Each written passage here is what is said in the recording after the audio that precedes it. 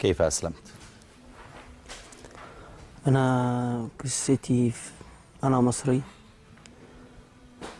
من اسكندرية، بس الفترة اللي أنا أسلمت فيها كنت في القاهرة. أي. كان في رمضان. أي.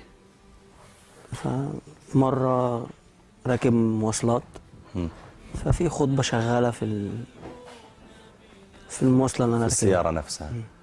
خطبة كانت للشيخ كشك مشغلها السائق.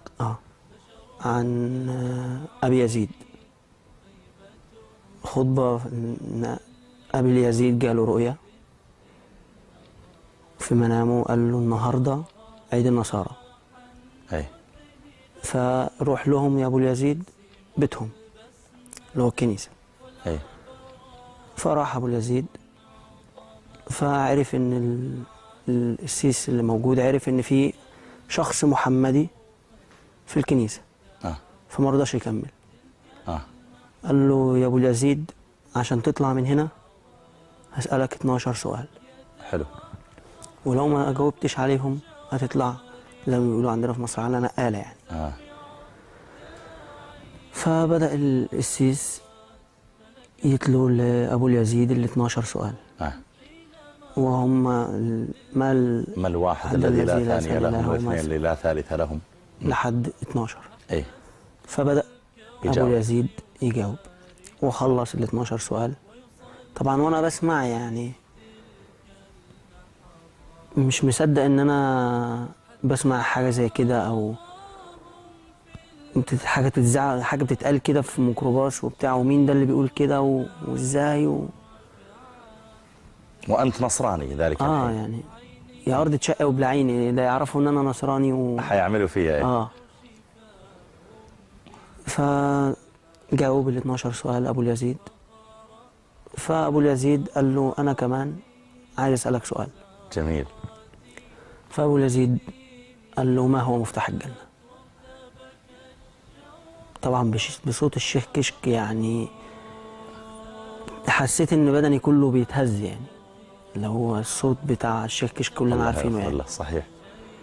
فسكت السيس وقال له الناس كلها اللي موجودة في الكنيسة بتقول له جاوب، يعني هو جاوب عليك 12 سؤال، ده هو سؤال اللي بيسأله لك.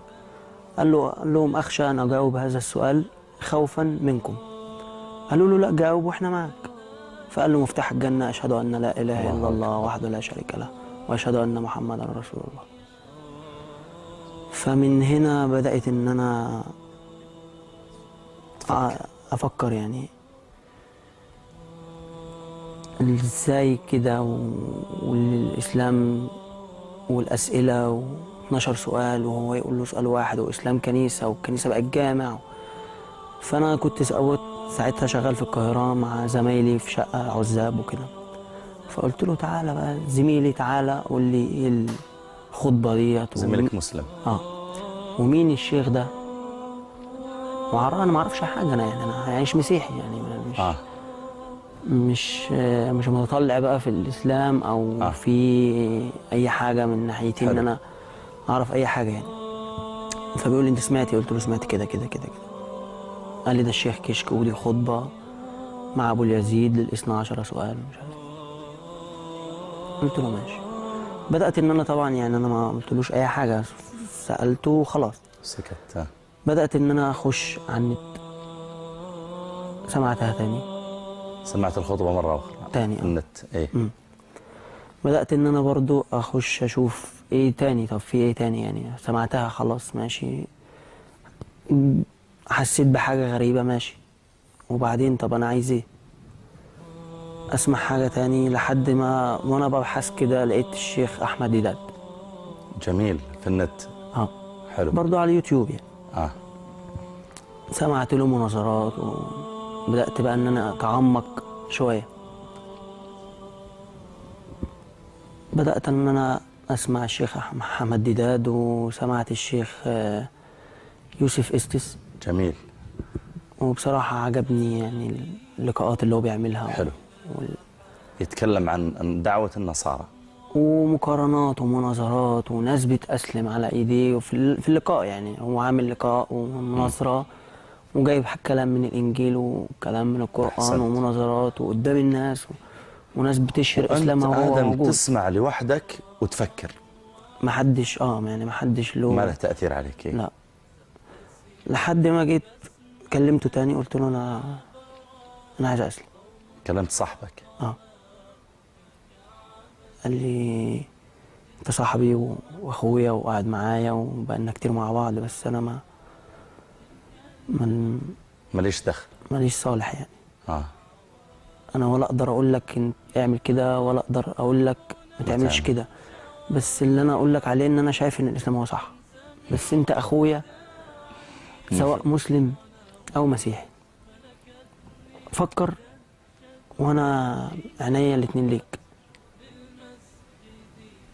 فاخدت منه الكلام طبعا بعد مناقشه طويله انا وهو، وسكت شويه. جيت له تاني مره انا عايز زي ما بقول لك، عايز اسلم وساعدني ولو انت مش هتساعدني في غيرك يعني. لا انا هساعدك، ايه ده طيب ومش عارف ايه وكده فبدأ قال لي طيب اول حاجه هعملها لك ان انت لازم تغتسل وتتشاهد وتصلي وكده وتعرف اركان الاسلام الخمسه حاجات كتير يعني. الموضوع مش هتقول التشهد انت بقيت مسلم، الموضوع اكبر مني ومنك وحاجه تانية خالص يعني. وصعبها عليك شويه. قلت له انا مستعد لاي حاجه. جميل. فبدأنا اتوضيت، اغتسلت الاول، قال لي هتغتسل كده كده في الشقه؟ انا وهو قاعدين اغتسلت وصليت. فبعد ما صلينا طبعا هو انهار من العياط. هو انت هي اول صلاه في حياتك، بماذا احسست؟ طبعا وانت ساجد يعني انت واقف بين يدي الله، احساس طبعا يعني مش هعرف اوصفه غير اللي ممكن حس ان انا يعني زي اللي انا حاسه هو اللي واحد زي يعني مسلم مسيحي بقى مسلم هو اللي هيقدر. احساس من جواك كده تحس ان انت كنت متكتف وبقيت حر نفسك، او جواك حاجات كتير كده، حاجات متناقضه، انت صح طب انت غلط، طب شويه الشيطان يجي لك. وانت كنت تصلي وهو قاعد جنبك يعيط؟ هو بيبكي جنبي يعني. انا كمان يعني هو بيبكي ليه طيب يعني؟ انا زعلان ان انا بقيت كده ولا فرحان ولا ايه؟ في الاخر خلصنا صلاه، انا طبعا احساسي طبعا يعني جسمي بيترعش كله. قال لي انت دلوقتي بقيت مسلم وهتعمل ايه واهلك وكده. قلت له انا عايش هنا في مصر في القاهره يعني. فقال لي طب وبعدين يعني اللي هتعمله كده؟ قلت له ما اعرفش، خليها على الله بقى، المهم دلوقتي انا بقيت مسلم زيك. فبدانا كم عمرك ذلك الحين؟ انا الكلام ده من شهر 10 اللي فات. يعني يمكن عمرك كم، 24 سنه كذا؟ 23. انا دلوقتي 23 سنه يعني السنه اللي فاتت بشهر 10 في رمضان اللي فات. حلو. فقال لي احنا في رمضان بقى صوم يا معلم، صوم. قلت له صوم. قال لي طب خلاص نسحر سوا ونصوم خلاص. بالله يا شباب اذا عندكم رقم صاحبه اتصلوا بنا نسمع صوته. انت اعطيت الشباب رقمه؟ لا. عندك نمرته؟ معايا نمرته. خلاص في الفاصل عطنا اياها، خلينا نتصل بها نسمع صوته ان شاء الله. كمل. بعدين اهلك الان ايش وضعك معهم لما اسلمت؟ انا والله جيت هنا السعوديه من 3 شهور. جيت قلت لهم انا اسلم لناس صحابي يعني هنا. اهلك ما اخبرتهم؟ لا انا قعدت يعني 4 شهور في مصر ما حدش يعرف عني اي حاجه غير ناس قليله جدا اللي هم بيساعدوا ان انا طيب امشي في موضوع. انا ودي اعرف بس قصتك مع اهلك ايش عملوا، لكن خلها بعد الفاصل. وفرصه ايضا نتصل بصاحبك. صاحبك ايش اسمه؟ احمد. نتصل باحمد ان شاء الله. ايها الاحبه هذا فاصل قصير ونعود اليكم نسمع مكالمتنا مع احمد. على الله عاد يرد على الجوال يعني، ونسمع قصه ادم ان شاء الله بعد الفاصل. ورحمه الله وبركاته. معنا اخونا احمد. الو السلام عليكم. عليكم السلام. مرحبا اخي احمد، كيف حالك؟ مرحبا بك. الله يجزيك خير واكرمتنا والله باتصالك. احنا كنا نتحدث مع ادم قبل قليل حول قصة اسلامه وذكرك بالخير، فاحببنا ان ندعو لك. لكن احمد ايش شعورك انت لما بديت علمته الوضوء وكذا ونطقته الشهادتين وصلى. أعطني بالله يعني إيش شعورك الذي كنت تشعر به ذلك الحين؟ هو يعني شعور ما توصفش، يعني شعور بعظمة الإسلام وشعور عظيم، يعني شعور يعني ما فيش كلام يقدر يوصفه. يعني نور ربنا سبحانه وتعالى ما يوصفوش كلام يعني. طيب هل لما كنت مصاحبة سنوات هل كنت في نفسك يوم من الأيام تقول آدم بيدخل الإسلام؟ لا ما اقدرش اتوقع حاجه زي كده. هو يعني لا ما كنتش حاسس بحاجه زي كده، كنت اتمنى له حاجه زي كده يعني. بس هو ربنا الهادي، يعني انك لا تهدي من احببت ولكن الله يهدي من يشاء. فهدايه ربنا سبحانه وتعالى مش بميعاد او لها انذار سابق. هو ربنا سبحانه وتعالى اراد ان الراجل يبقى مسلم، كان مسلم الحمد لله وباذن الله يعني. طيب انت لما جاء وقال لك انا عاوز اسلم، كنت تخاف عليه من ايش لو اسلم؟ كنت خايف عليه من نفسه. يعني اول حاجه خاف عليها من نفسه، ان هو يعني اول ما هو قال لي كده قلت له اول حاجه اقرا، يعني اول حاجه اول سوره في القران اقرا. احسنت. فالانسان بدون قرايه مش ولا حاجه، فاول حاجه لازم كان ان انا اوجهه غير ان هو يقرا الدين، يقرا عن الاسلام، عشان يعني الدين يعني محتاج قلب وعقل، فلازم حاجتين يكونوا موجودين. احسنت. فما ينفعش تبقى انت حاسس وعقلك او عقلك وقلبك مش موجود، لازم يكون الاثنين موجودين. فلازم يكون في قرايه، لانك انت بشر، يعني الانسان بدون قرايه ولا حاجه. فانا نصحته ان هو يقرا، يعني اول حاجه ان هو يقرا. احسنت، بيض الله وجهك. وعموما احسن هديه يقدمها انسان لاخر هو بلا شك هدايته الى الاسلام. اسال الله ان يجزيك خير الجزاء احمد، وباذن الله ان تكون باذن الله انت وهو من الدعاة الى الله عز وجل. الله يحفظك واشكر لك مشاركتك معنا. انا ابشرك ادم وابشر كل من يعني يدخل في الاسلام.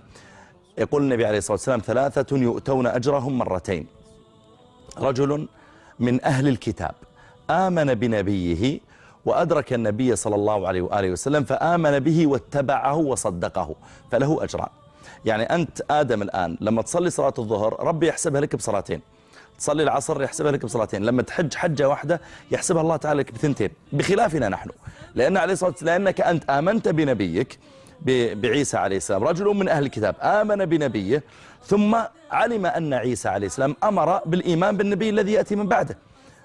كلهم يدعون إلى عبادة الله وحده ولا شريك له، وكل نبي لمرحلة معينة إذا انتهت يقول يا جماعة ترى بيأتي نبي من بعدي اتبعوه. فالآن أنت لما تسلم لم تكفر بعيسى، أنت في الحقيقة تؤمن بعيسى وتؤمن بمحمد وتؤمن بموسى وتؤمن بجميع الأنبياء، ولا نفرق في الإيمان بينهم، كل آمن بالله وملائكته وكتبه ورسله لا نفرق بين أحد من رسله.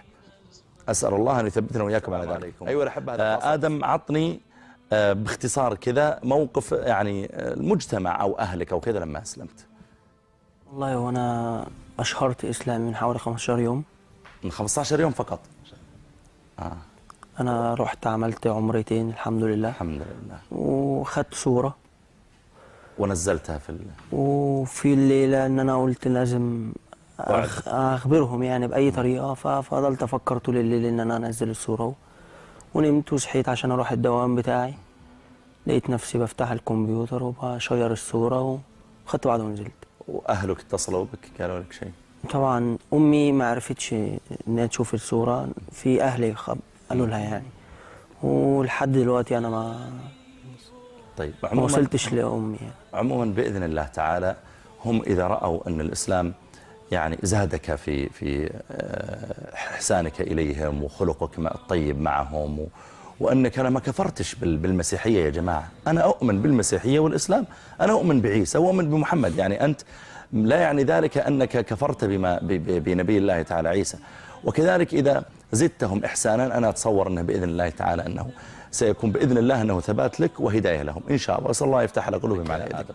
أنا نفسي بس أوجه رسالة لأهلي في مصر وأمي بالتحديد وأختي، لهم أنا بحبكم جدا،